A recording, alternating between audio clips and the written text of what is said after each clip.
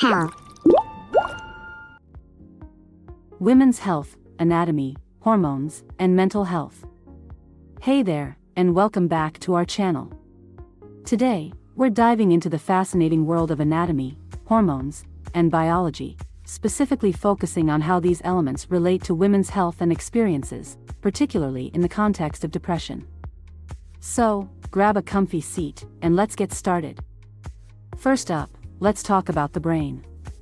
The human brain is an incredibly complex organ, and it can be broadly divided into three parts based on the triune brain concept. At the base, we have the reptilian brain, which handles basic survival functions. Think of it as the body's plumbing system.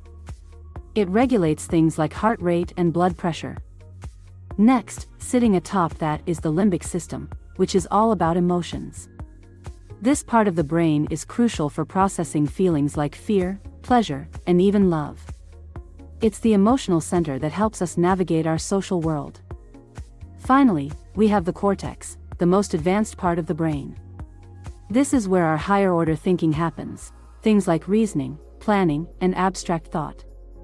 It's what makes us uniquely human.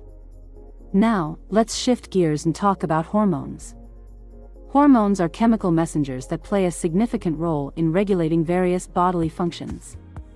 For women, certain hormones are particularly important and can significantly impact mood and mental health. Take thyroid hormones, for instance. These hormones are essential for maintaining metabolism and energy levels. When there's a deficiency, like in hypothyroidism, it can lead to symptoms of major depression. In fact, estimates suggest that around 20% of major depressive cases may be linked to undiagnosed thyroid issues. Women also experience hormonal changes throughout their reproductive life. For example, during the menstrual cycle, pregnancy, and menopause, fluctuations in hormones like estrogen and progesterone can heighten vulnerability to depression. After childbirth, many women experience what's known as postpartum depression, which is linked to these hormonal shifts.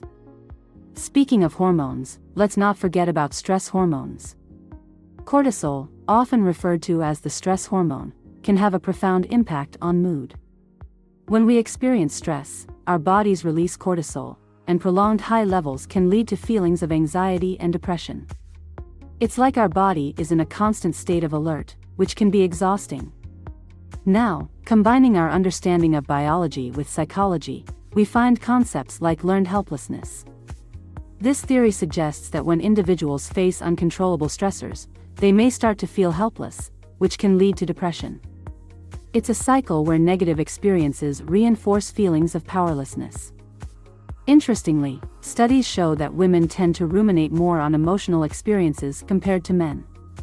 This means that after a conflict or stressful event, women might focus more on their feelings, which can sometimes lead to deeper feelings of sadness or depression. So, in summary, the interplay between brain anatomy, hormones, and psychological factors plays a crucial role in women's mental health. Understanding these connections can help us better support ourselves and others in navigating the complexities of emotional well-being. Next, let's look into the connection between women and depression. So, let's start by talking about biology.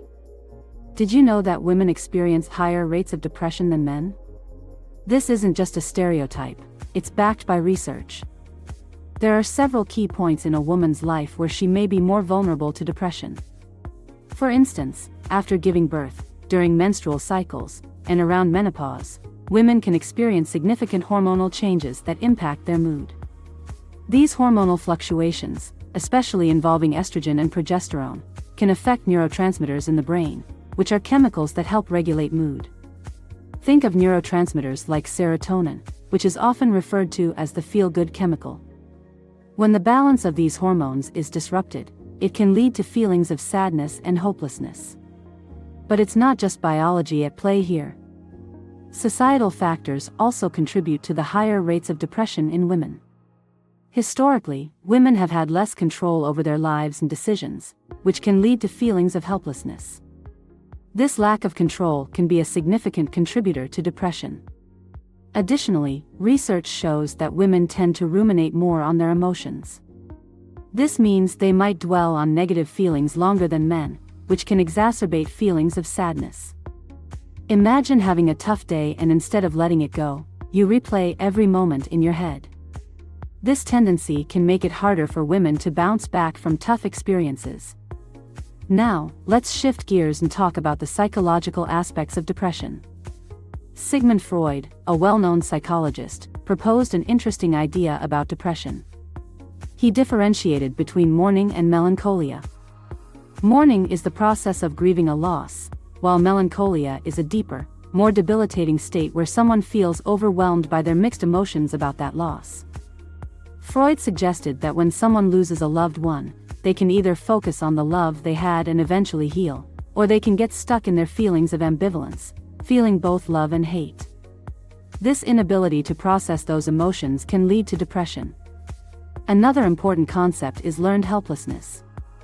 This is when someone feels they have no control over their situation, leading to a sense of powerlessness. Picture a rat in a cage that receives shocks but learns that no matter what it does, it can't escape. Over time, it stops trying altogether. This concept applies to humans too. When faced with repeated failures or losses, some individuals may start to believe that nothing they do will change their circumstances, leading to depression. Now, let's talk about some common symptoms of depression. Women with major depression might experience changes in sleep patterns, such as waking up early and not being able to fall back asleep. They may also have a decreased appetite, feeling less inclined to eat even when they know they should. Another symptom is psychomotor retardation, which means that everything feels exhausting, like even getting out of bed requires monumental effort. This can be especially concerning because, during the recovery phase, individuals might suddenly have the energy to act on suicidal thoughts, which is why monitoring is so crucial. So, what's the takeaway? Depression is a complex disorder influenced by biological, psychological, and sociological factors. It's essential to understand that it's as real and serious as any physical illness, like diabetes. Just like we wouldn't tell someone with diabetes to simply pull themselves together, we need to approach depression with the same understanding and compassion. Thanks for joining me today. If you found this video helpful, don't forget to like, subscribe, and hit that notification bell for more content on mental health and wellness. See you next time. Pharmapal.